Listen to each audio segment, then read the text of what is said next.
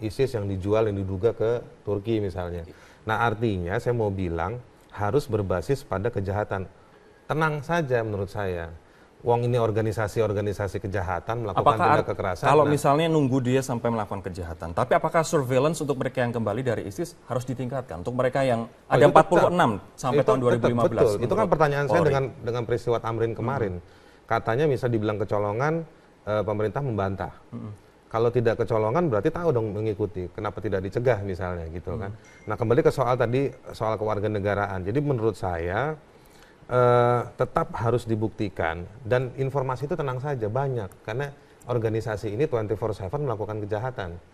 Tiap hari, tiap jam itu yang dilakukan kejahatan. Saya pernah lihat satu liputan di TV internasional bagaimana misalnya mereka melakukan penculikan dan pemerkosaan. Jadi artinya banyak kejahatan-kejahatan tersebut. Nah itu yang dibawa dan dibawa ke pengadilan dipidana. Bukan pemerintah yang memutuskan sendiri. Saya coba ke Pak Petrus. Pak Petrus ini kalau Mas Haris tenang-tenang saja, Anda tenang-tenang saja atau tidak?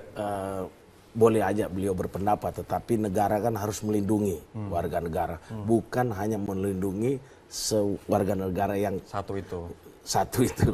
Tetapi kita harus membuat bahwa rasa aman terutama.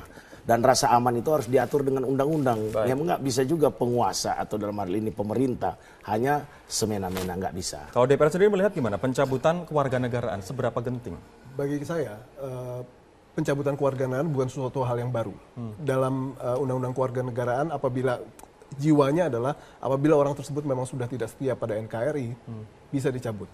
Tapi akan ada problem apabila kita ingin melakukan pendekatan penghukuman, misalnya pemidanaan.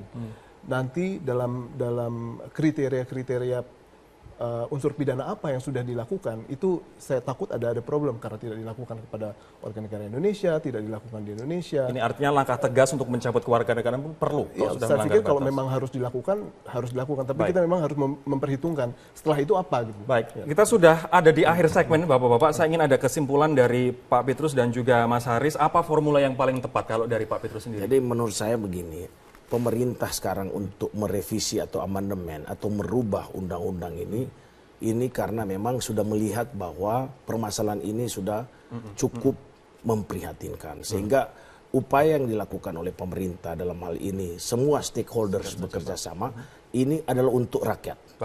Ini untuk rakyat. Jadi bukan dalam rangka melanggar ini dan sebagainya, tapi untuk kepentingan rakyat Indonesia. Singkat saja Mas Haris, untuk rakyat loh Mas. Iya, semua juga untuk rakyat. Memang begini, perdebatan itu kalau misalnya susah diargumentasikan, paling enak ngomong untuk rakyat, gitu.